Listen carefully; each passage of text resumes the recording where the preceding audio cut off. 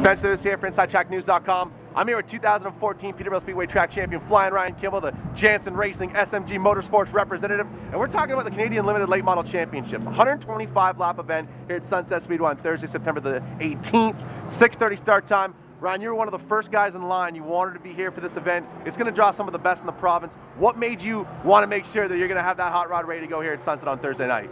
You know what? The best come here, right? So we were going to come up tonight and maybe just shake it down and test, but you know what? The guys are running too close to the points, and you know what? I'm always the type I want to come here and try to win, right? So you know, if you come here and just end up getting tangled up with somebody, you know, you really feel bad going home. And these guys it's real tight right now, but you know what? We're pumped up for Thursday. The car's ready to go.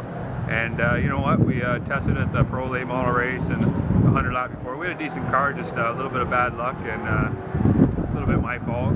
But I think we've got a good piece. We made a bunch of drastic changes, and we'll see how it goes. I mean, you've had a monster year out of Peterborough Speedway. You pretty much led the points from flag to flag out there, from opening night to championship night. A monster showing, and I mean, it really sort of has to give you a little bit of confidence heading into a big race like this that you can sort of represent for your Speedway. It'll be your first race as a reigning track champion at Peterborough Speedway. Yeah, I guess it feels pretty good. I mean, you know, a lot of guys say, you know, Peterborough doesn't have as much good cars there, but you know what? It's the track that's tough, right? It's hard coming through the field. You know what? We ended up getting towards the end of the year. You got McCaddy there, Mercer. You know, you got some pretty good cars, and that car was a rocket ship there all the time, right? It's just we've had a little issues here, but it's still pretty good. So, you know, we're excited to come back, and I just can't say enough about guys like Wally Jensen and Sean Grossman that just make it all happen. So, you know what? We're gonna come here Thursday and see how it goes. I mean, you started out really, you rose to prominence in the late model division out of Court, the Speedway, and 100-lap races out there were commonplace. The Summer Scissors were even longer than that. You've done ACT shows that have been extended distance races. So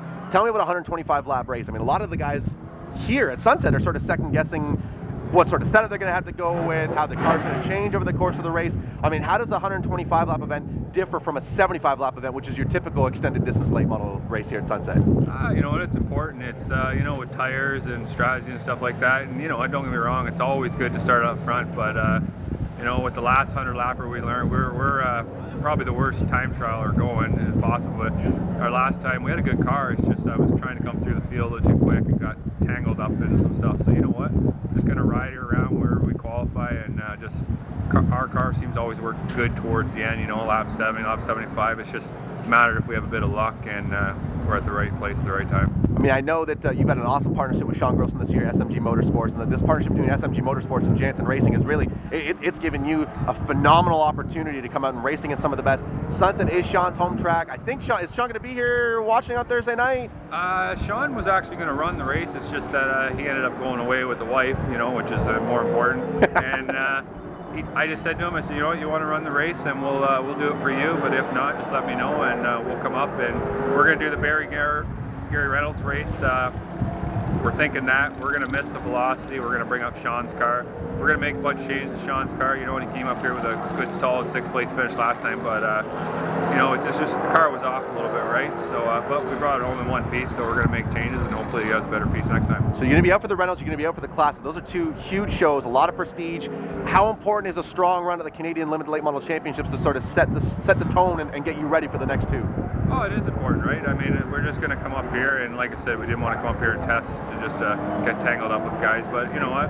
We're pretty stoked and stuff. I think we got a good piece. It's just a matter we get a little bit of luck and bring something for the sponsors. Championship runs do not happen without the people behind the scenes. Thank the folks that really made all this happen for you. Oh, you know what? I can't say enough about my guys. You know, my crews. It was a little small crew this year, but you know what? Guys like Sean Grossman, Wally, very fortunate.